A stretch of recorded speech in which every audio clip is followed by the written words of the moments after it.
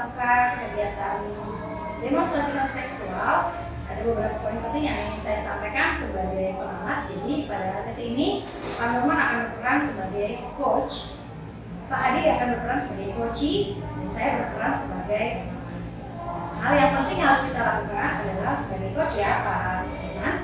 Yang pertama adalah presence, hadiran penuh fokus pada kegiatan. Yang kedua, mendengarkan secara aktif dan mengajukan pertanyaan-pertanyaan yang berbobot. Kemudian perlu saya ingatkan kembali, hindari untuk memberikan masukan, terkecuali coachnya meminta atau menanyakan. Kemudian hanya mengarahkan ya dan membimbing menuntun coachee agar coachee bisa memutuskan sendiri penyelesaian masalahnya. Jadi ya, Assalamualaikum Pak Norman. Waalaikumsalam Pak Adi. Kebetulan nih kita ketemu. Ada beberapa hal yang mau saya sampaikan ke Pak Norman nih. Aduh, saya kok akhir-akhir ini sedang pusing nih Pak terkait pembelajaran di kelas Pak. Begini Pak. Baik Pak Adi. Terima kasih Pak Adi sudah datang ke sini untuk membicarakan permasalahannya. Kita sama-sama mencari solusi. Ya. Jadi tujuan utama Bapak curhat ya kan ke saya itu apa? Iya. Apa sih yang ingin dihasilkan? Jadi setelah pandemi ini Pak, saya melihat motivasi belajar siswa itu kok rendah. Saya sudah mencoba untuk meningkatkan motivasi belajarnya, tapi sepertinya belum berhasil Pak. Jadi siswa itu belajarnya di kelas itu masih males-malesan gitu Pak. Apa tujuan Bapak? Iya. Kan tujuan Bapak datang saya, kan? Apa sih yang ingin Bapak dapatkan? Ya, Pembicaraan ini apa sih? iya. Saya mau cerita ke Bapak itu tujuannya pertama ya pasti agar motivasi belajar anak-anak itu meningkat Pak. Jadi pembelajaran di kelas itu terasa menyenangkan, tidak lagi krik gitu loh Pak. Kayaknya kok sunyi aja. Gitu. Anak-anak hanya dengerin aja tanpa menanggapi ataupun yang lain. Jadi kondisinya seperti itu Pak kalau di kelas. Kurang aktif. Iya, maunya di kelas itu aktif semuanya. Bisa diceritakan alasannya kenapa bisa seperti itu? Iya, mungkin begini ya Pak ya. Karena setelah pandemi anak-anak biasanya belajar sendiri, tiba-tiba dia harus bersosialisasi dengan teman-temannya. Yang pertama mungkin anak-anak itu canggung Pak, main dengan temannya. Itu yang pertama. Yang kedua adalah mereka perlu penyesuaian lagi, belajar di kelas bertatap muka. Terus mungkin yang ketiga memang atau cara mengajar saya yang kurang menyenangkan. Itu sih Pak, mungkin beberapa hal yang bisa menyebabkan motivasi belajar menurut saya enggak. Tadi yang Bapak sampaikan yang pertama adalah canggung, terus yang kedua adalah sosialisasinya baru lagi, kemudian setelah pandemi ada cara mengajar Bapak secara kurang maksimal mungkin ya. Kira-kira Pak, menurut Pak Adi selama Bapak mengajar ini sudah melakukan strategi apa saja? Iya Pak, saya udah beberapa hal yang saya coba dalam kelas. Yang pertama, saya membuat kelas terasa lebih menyenangkan itu dengan cara membuat game, ice breaking, ya kan. Lalu saya juga melakukan pendekatan secara personal supaya saya tahu gaya belajar anak ini bagaimana, atau ada permasalahan apa secara pribadi sehingga menyebabkan motivasi belajar mereka rendah. Terus saya juga mencoba merefleksi diri saya, apakah ada sesuatu yang salah pada saat saya mengajar itu sudah saya lakukan. Dari beberapa strategi yang Bapak lakukan seperti tadi bermain games, kan? Kemudian pendekatan secara langsung dan refleksi pembelajaran, kira-kira sekarang berada di level berapa? Kalau dari rentang dari 1 sampai dengan 10. Kalau awal-awal mungkin ada di posisi 4, kalau mungkin posisi 5. Itu setelah melakukan 3 kegiatan tersebut. Kalau untuk sekarang mungkin posisi 7 juga udah cukup bagus ya kalau saya. Kira-kira Bapak punya ide lain nggak untuk meningkatkan motivasi anak ini? Selain yang tadi Bapak sebutkan, mungkin ketika Bapak pergi kemana melihat sesuatu bisa terinspirasi, ya kan? Atau dari teman.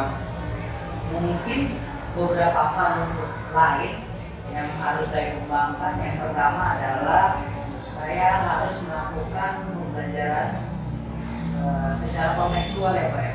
Sesuatu yang memang terjadi di sekitar mereka. Terus yang kedua mungkin saya harus lebih banyak berkolaborasi dengan teman-teman sejawat saya. Jadi kita mungkin saya akan melakukan proyek bersama ya kan yang melibatkan kelas lain dan rekan sejawat saya. Mungkin itu akan lebih meningkatkan motivasi belajar anak. Itu ide sangat bagus Pak, cemerlang sekali. Kira-kira Bapak mau rencananya kapan nih mau melakukan itu semua? Saya kira secepatnya lebih baik, tapi saya harus komunikasi lagi dengan rekan sejawat saya harus ngobrol, mengembangkan ide lagi untuk penerapannya di kelas gitu Pak. Mungkin paling cepat 2-3 hari ini akan saya lakukan. 2-3 hari ini Ya. Baik.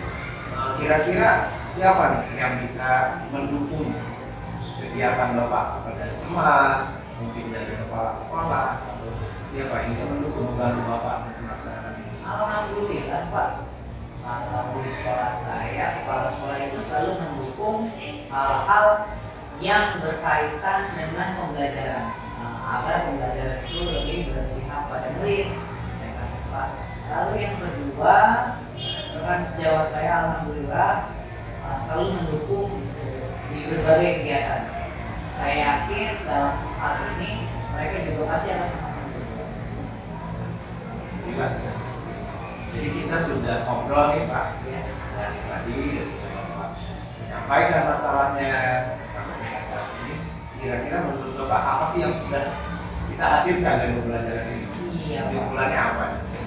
Jadi pertama saya terima kasih sama Bapak karena saya mendapatkan inspirasi ide baru dan lebih seperti yang tadi saya sampaikan, saya harus lebih banyak mengembangkan proyek-proyek pembelajaran di kelas secara kontekstual. Lalu saya juga harus berkolaborasi dengan rekan sejawat bagaimana membuat pembelajaran di kelas lebih menyenangkan.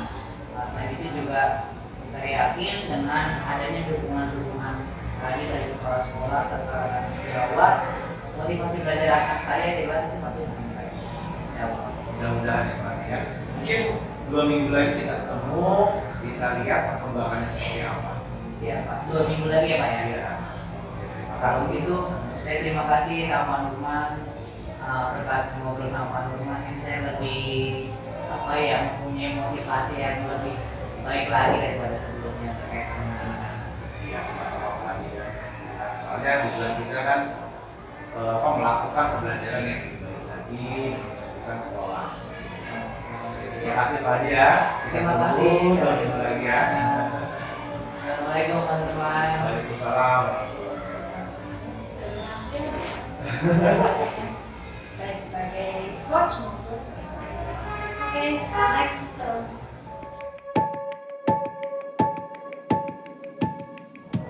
Bismillahirrahmanirrahim. Assalamualaikum warahmatullahi wabarakatuh.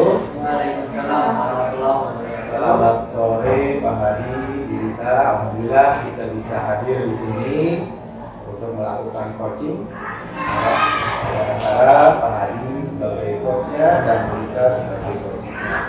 dan ada hal-hal yang perlu diperhatikan sebagai coach ya tadi ya. Yang pertama adalah kehadiran penuh. Jadi Bapak nanti menghadirkan semua keberadaan ya, fokus Bapak di sini tidak berbagi, mau di sini separuh, di rumah separuh, gitu kan, kalau bisa hadir penuh di sini.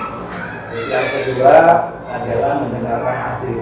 Dalam hal ini Bapak bisa membuat resumonya dari pembicaraan coaching dan juga nanti mengarahkan agar coaching ini bisa menggali kompetensi terhadap masalah yang dimiliki. Terus yang ketiga adalah mengajukan pertanyaan berbobot. Tujuannya adalah lebih tepat sasaran, ya, lebih singkat, tepat sasaran, dan coaching juga tidak merasa terbebani. Diharapkan nanti tidak menggunakan kata tanya mengapa. Siap. Oke, terima kasih. Silakan.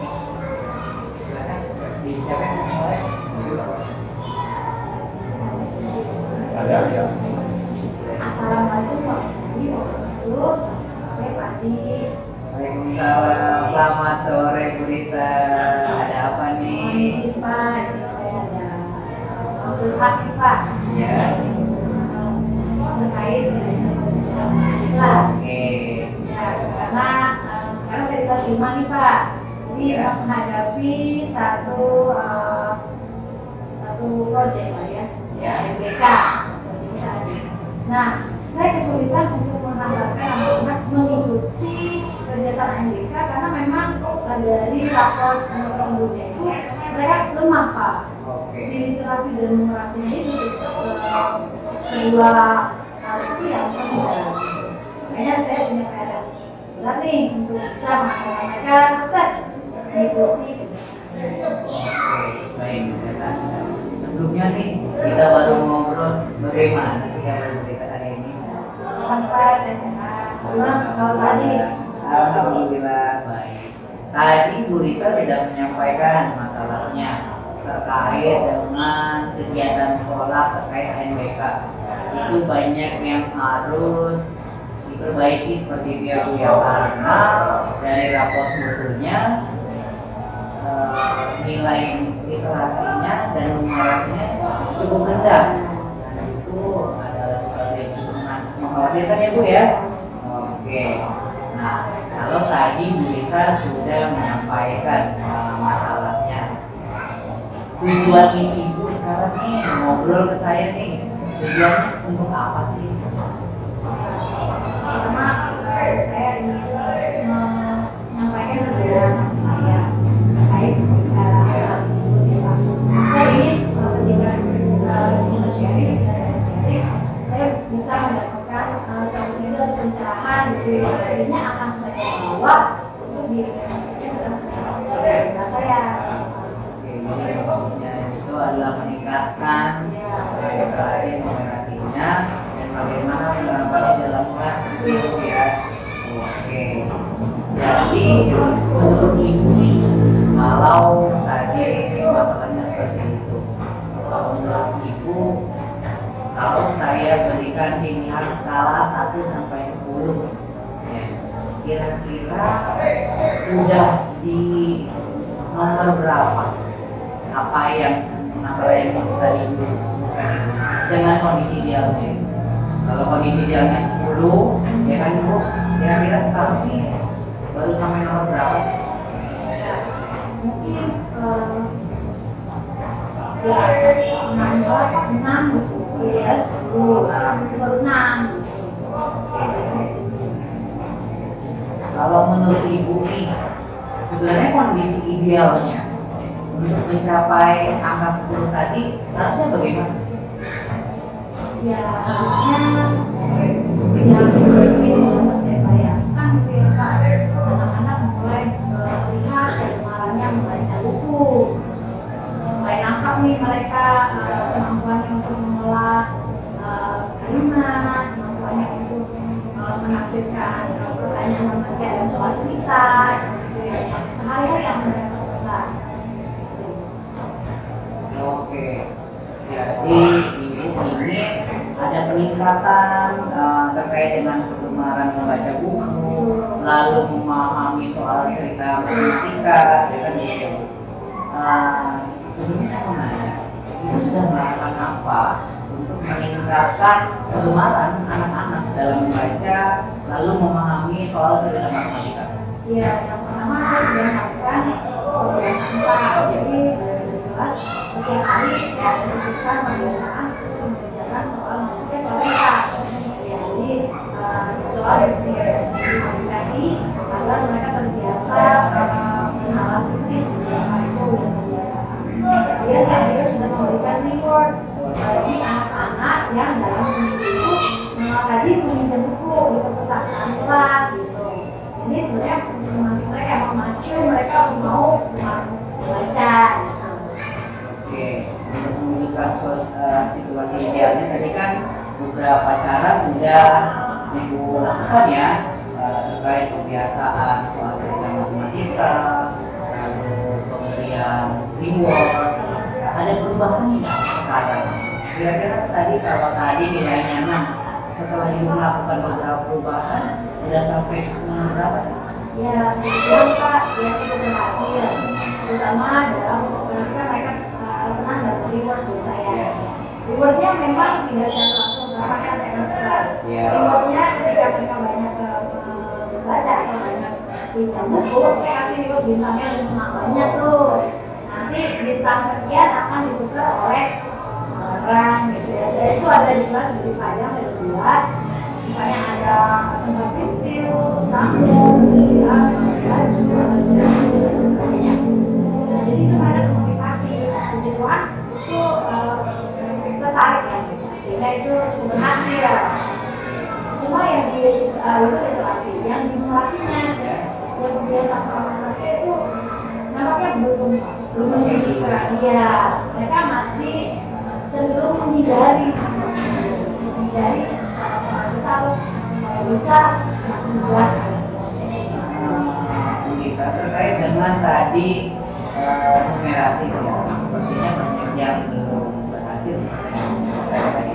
Kendalanya apa aja sebenarnya yang ada untuk mencapai kondisi ideal tadi? Ya, sebenarnya kendalanya yang pertama mereka itu memang tidak menguasai perayaan dasar Pak.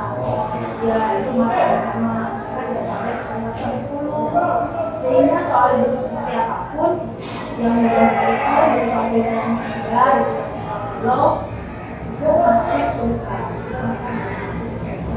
Oke, jadi terkait dengan konsep perayaan dasar mereka yang belum memahami. Iya. Nah, itu ada tidak orang di sekolah itu, kepala sekolah atau guru, senior atau rekan sejawat yang bisa membantu ibu untuk meningkatkan kemampuan literasi dan numerasi di masa ini? Iya, ada para ya. Kayak kita kasih nama, saya kasih nama, dan dia kasih HP. Sehingga kita bisa sama-sama kolaborasi. Misalnya penguatan literasi, jadi suatu waktu serta adalah saya, kan mereka ada insight yang baru ya, dengan cara pengawaan yang baru dan setiap hari sama saya dengan guru lain mungkin ada jadi balik lagi karena ada perbedaan pengawaan dengan matematika saya berharap di demikian gitu ada situasi baru atau mungkin saya bisa cari strategi seperti games gitu Pak, mungkin bisa bahwa mereka lebih tertarik paham.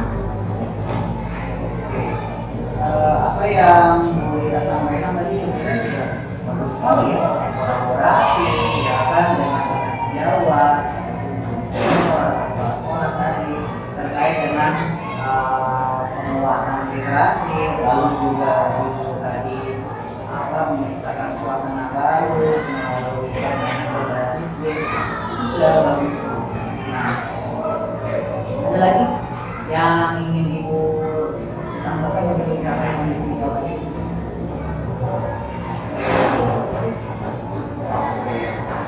Nah, berarti dari percakapan kita tadi, ya Bu, itu udah lumayan lama nih. Ini bisa menarik, ada kesimpulan atau ada sesuatu yang baru dari hal yang kita bicarakan tadi? Iya, saya mengambil kesimpulan bahwa untuk yang diusahakan malah membaca, kooperatif, edukasi, ya itu memang harus terus kontinu. Terus kita bisa edukasi itu dalam singkat, singkat, bagaimana kita cari akar masalahnya ini yang kan sudah dapat problemnya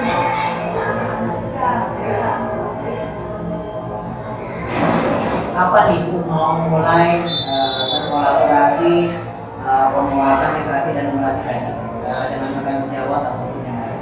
ya katanya saya mau kolaborasi sekolah ini mungkin sekarang satu Oke, susun. berarti kapan kita bisa ketemu lagi Bu Rita untuk melihat progresnya untuk mencapai kondisi ideal tadi? Iya, tapi kalau misalnya saya paling cepat saya rasakan satu minggu, Ya.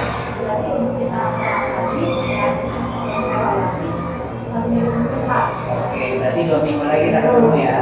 Nah, semoga 2 minggu lagi kita bertemu sudah mencapai kondisi ideal tersebut ya. Oke,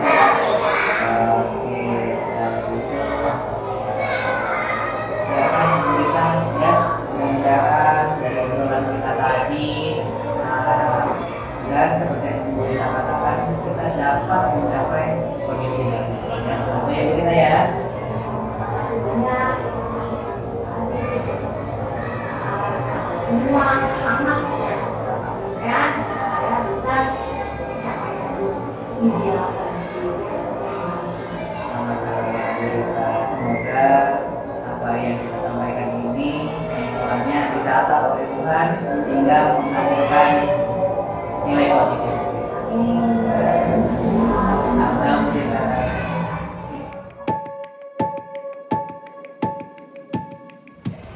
Assalamualaikum warahmatullahi wabarakatuh. Salam. Pada kesempatan kali ini saya Adi Purwanto sebagai pengamat, Ibu Rita sebagai coach, dan Pak Nurman sebagai coaching. Ya, ada beberapa hal yang ingin saya sampaikan kepada Bu Rita ya. Yang pertama pada saat coaching harus ya Bu Rita pada saat coaching saya harap Ibu yang melakukan kehadiran secara penuh, fokus terhadap percakapan yang akan disampaikan dan masukan yang akan disampaikan. Lalu yang kemudian harus diperhatikan oleh Ibu Rita adalah tidak memberi masukan kecuali diminta oleh coaching. Ya. Selanjutnya Ibu hanya diminta untuk mengarahkan dan menuntut coaching untuk menentukan sendiri penyelesaian masalahnya.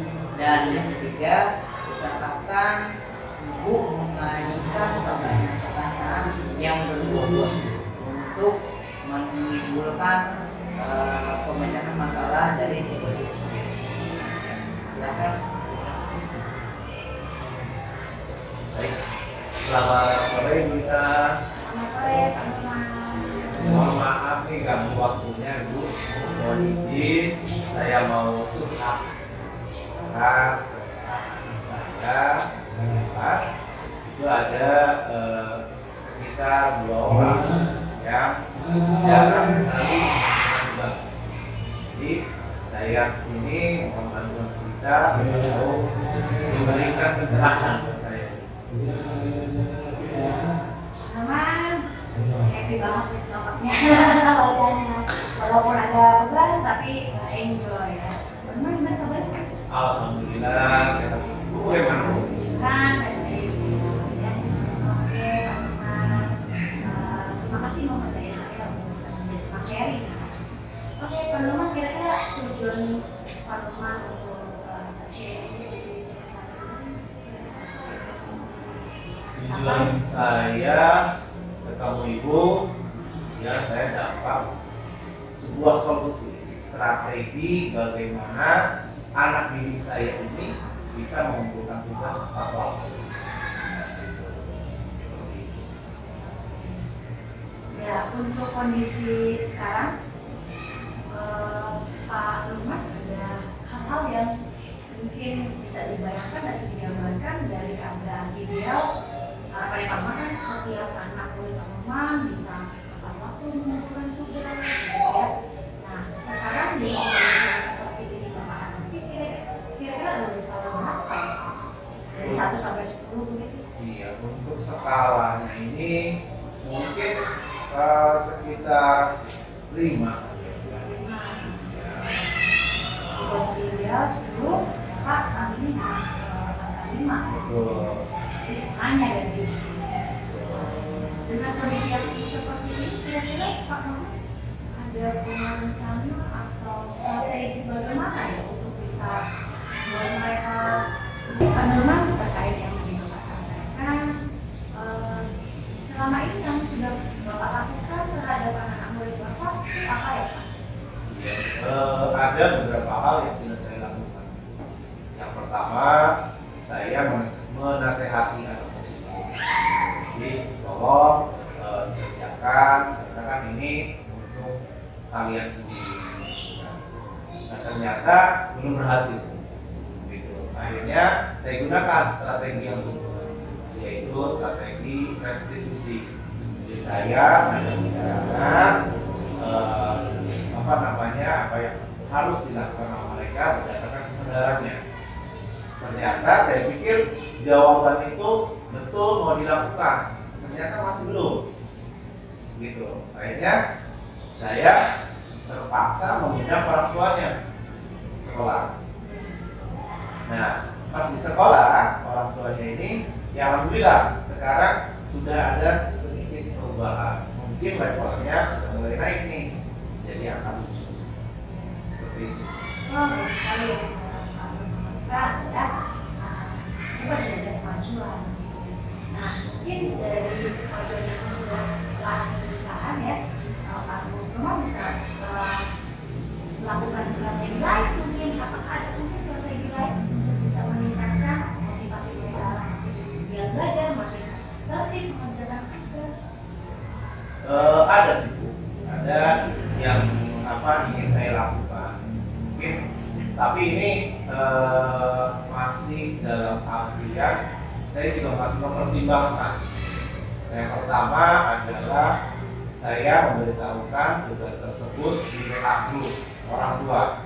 Tujuannya mungkin jika orang tuanya tahu bisa mengingatkan anaknya.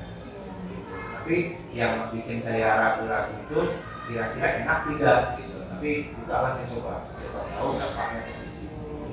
Terus yang kedua, rencananya saya mau membuat buku penghubung.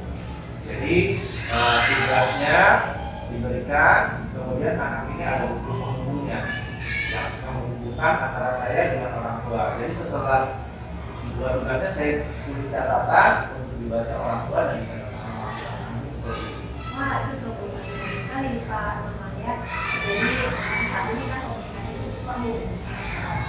Ya, bagus sekali Pak Nurman. Jadi kira-kira dari beberapa strategi yang Bapak sampaikan tadi, apakah ada pihak-pihak terkait yang bisa mendukung Bapak sepenuhnya atau bisa support Bapak supaya tidak berhasil?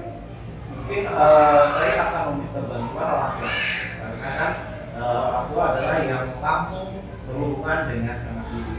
Dengan buku penghubung tersebut, saya membuat koneksi dengan orang tua dan dukungan orang tua secara penuh agar anaknya ini bisa lebih baik ke depannya. Apakah ada dari pihak sekolah yang mungkin menurut Bapak bisa percayakan bisa terlibat dalam rencana atau strategi Bapak yang baik ini? Ini menurut saya.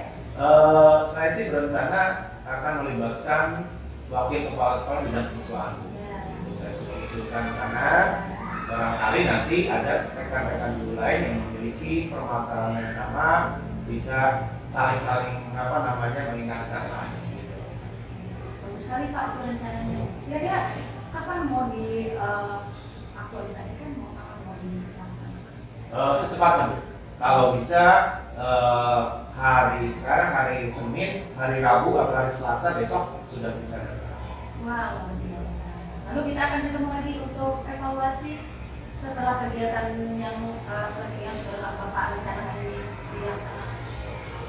Mungkin minggu depan ya Bu ya, karena kita akan tahu perkembangannya seperti apa, dampak kepada seperti apa, hasilnya berapa persen. Biasa semua rumah ya, dengan siswa-siswinya belajar dengan menyenangkan, mendapat disiplin dan semua tugas bisa dilaksanakan dengan baik dengan kesadaran penuh. Jadi itu yang kita inginkan. Oke, saya ucapkan selamat kepada teman-teman, terus semangat dan menjadi guru profesional dan menjadi figur bangunan semuanya. Saya juga mengucapkan banyak terima kasih kepada Bu Wita yang sudah menyediakan waktunya sehingga saya yang tadinya bingung ya Bu ya bisa menggali potensi saya untuk melaksanakan beberapa keinginan ataupun ide baru. Yang pertama tadi mengingatkan melalui agro, dan yang kedua membuat buku. Sekali lagi terima kasih banyak atas bantuannya Bu ya. Semoga Ibu sehat selalu. Amin.